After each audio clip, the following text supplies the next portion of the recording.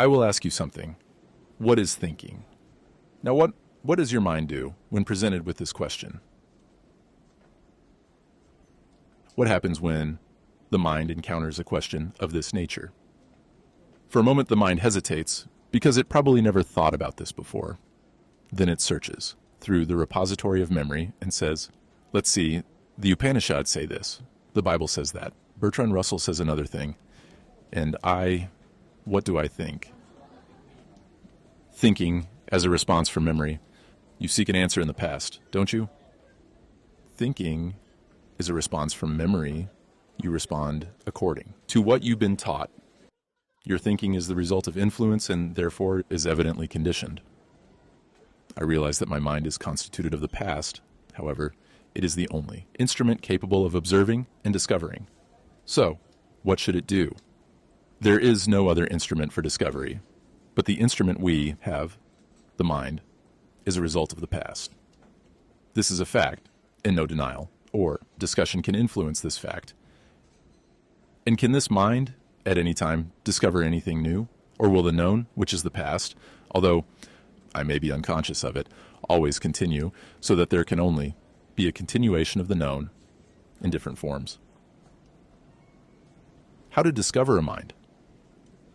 With most of us, it happens that the mind is not free, consciously or unconsciously, tied to some form of knowledge, to innumerable beliefs, experiences, and dogmas. And how can a mind in these conditions be capable of discovery? How can it be capable of finding something new? The mind that aspires to find truth, God, the extraordinary depth of life, and the fullness of love must first be free. What is thinking? A mind that is full of conclusions is a dead mind. A living mind is a free mind which learns, never concludes. Thinking is, I see it, a reaction of memory, no matter at what level, conscious or unconscious. It is always a reaction proceeding from that sphere of the mind, constituted by the known past.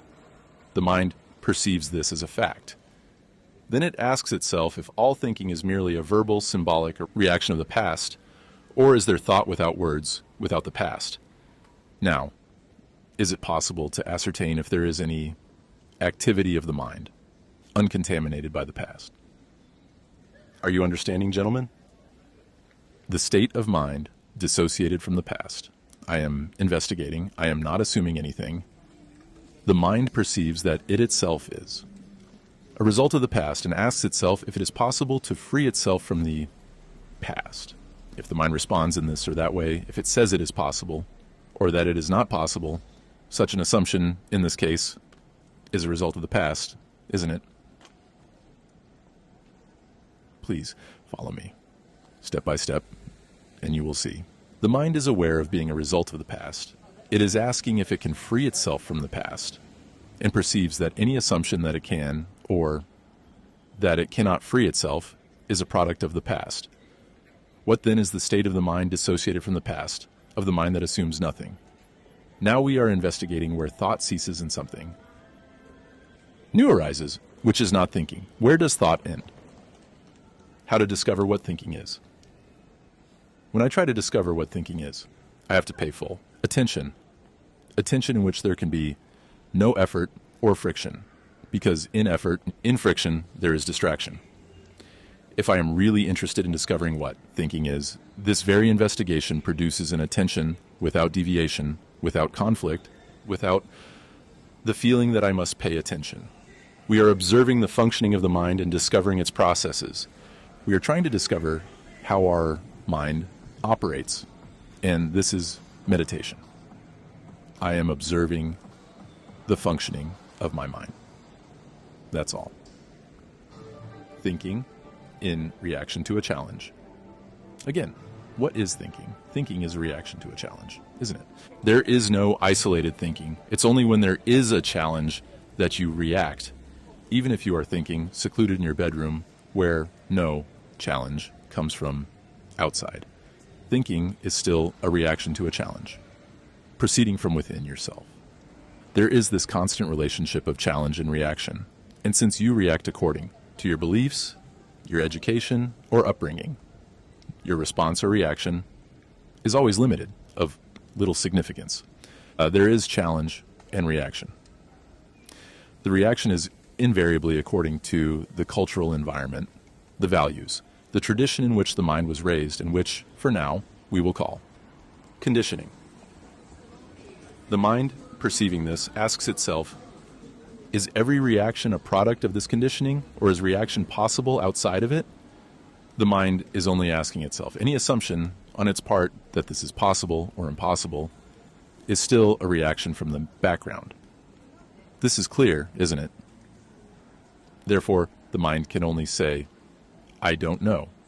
This is the only adequate answer to the question of whether the mind can free itself from the past. Now, when you say, I don't know, at what level, at what depth do you say it? Is it just a verbal statement, or is it the totality of your being that is saying, I don't know? If your whole being genuinely says, I don't know, that means you are no longer resorting to memory to find the answer. Is the mind not then free from the past, and isn't such a process of investigation meditation? Now, gentlemen, this is a process of meditation, and without meditation there is no wisdom.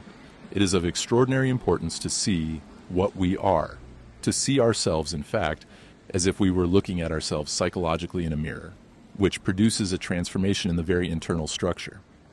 When such a transformation or mutation is fundamentally deeply realized, then that mutation affects the whole consciousness of man.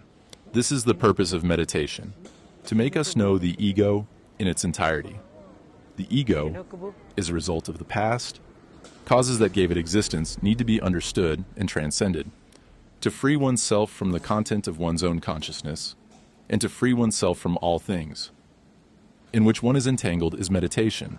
Destroy the small egocentric stimulus, it doesn't exist. From there, you can move infinitely, and this is meditation.